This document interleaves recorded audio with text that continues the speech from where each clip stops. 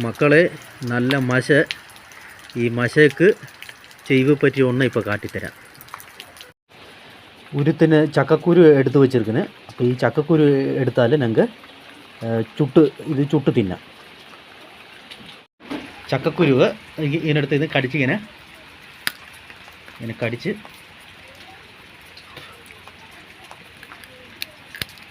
ഇതുപോലെ കടിച്ച് വയ്ക്കണം.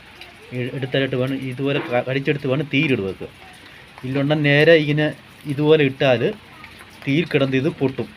അതിനാൽ ഇതുപോലെ ഇങ്ങനെ കടിച്ച് വേണം ഇടുക.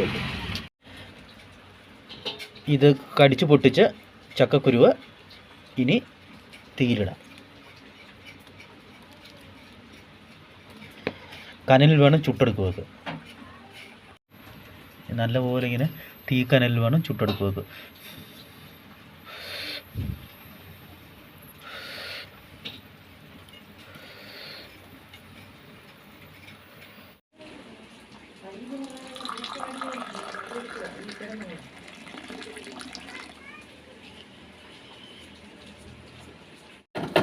ഇനി ചുട്ട ചക്കക്കുരു പൊളിച്ചിങ്ങനെ ഇതിലെ തോടെല്ലാം കളയുവാണ്.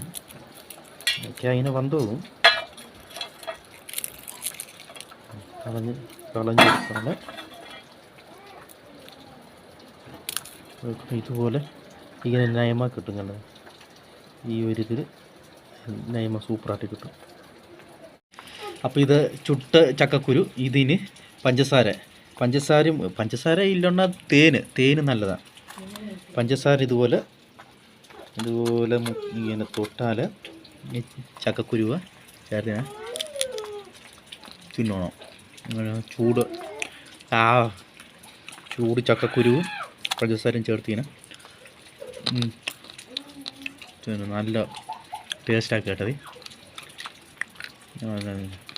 ചൂട് ചക്കക്കുരുവും തേനിൽ മുക്കി തിന്നുമ്പോൾ സൂപ്പറായിരിക്കും. അതുപോലെ ചക്കക്കുരത്തിൽ കൂട്ടത്തിൽ ഇതുപോലെ ചൂട് ചായം കൂടി ചക്കക്കുരുവാൻ തൊണ്ണു ഇതുപോലെ ചൂട് ചായം കുടിച്ചാൽ നയമായിരിക്കും. അതും ഈ മശയിലുണ്ടല്ലോ,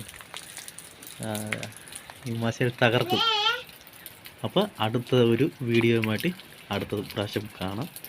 അപ്പോൾ കാണുവരെ സബ്സ്ക്രൈബ് ചെയ്യണം, ലൈക്ക് അടിക്കണം, കമൻറ്റ് ഇടണം.